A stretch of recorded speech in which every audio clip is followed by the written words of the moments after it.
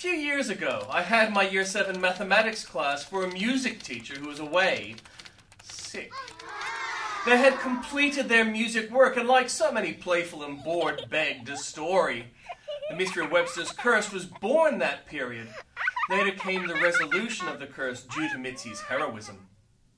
Many thanks to PFB and AB for inspiration, and our MMB for encouragement. The mystery of Webster's curse. The events that surrounded the horror at that lonely suburban house so long ago are well recounted. That legend. Every year I'm given charge of many groups of students. The younger ones are not privy to the stories. They want to know. The printed stories I will leave to my neighbors of that era, how a family moved into a haunted house and the oldest boy killed all of his family. Later, when questioned by police, he told of a voice that instructed him to kill. Or of the couple who bought the house on the cheap. They faced such horrors. I knew the house from before. When I was growing up, old Mrs. Webster lived there. There are old people and there are old people.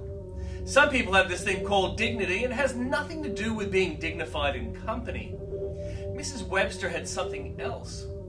She was old and possibly crippled, but she was athletic and energetic. She would wait by the side of her house each school morning. Any child unfortunate enough to pass within earshot would endure her curses and quips. Wise boys and girls knew to stay away. Naughty ones had to discover for themselves. Once, on the way to school, I strayed too close. She'd been calling me fat, witch, simple justice, and an enthusiastic father led me to accept without question or deviation from my route. I trudged through ankle-deep snow.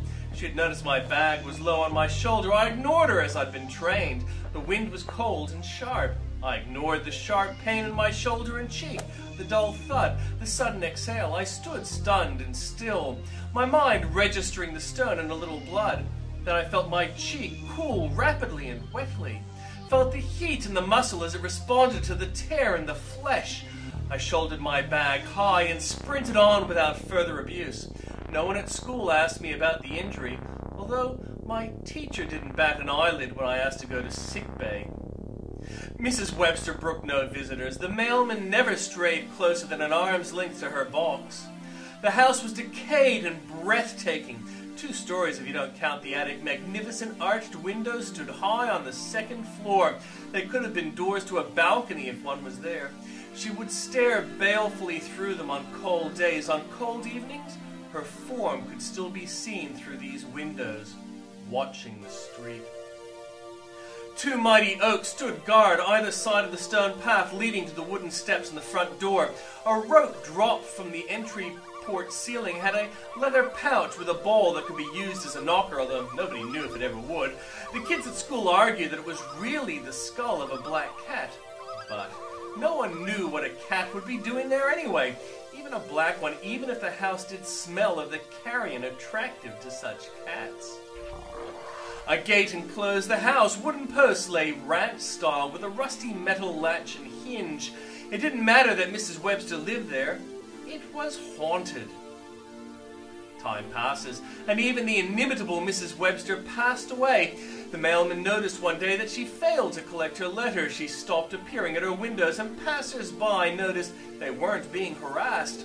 Police knocked on the door with a wooden ball hanging from the drop string. No answer. Police headquarters instruct them to break in, which they do with minimal force.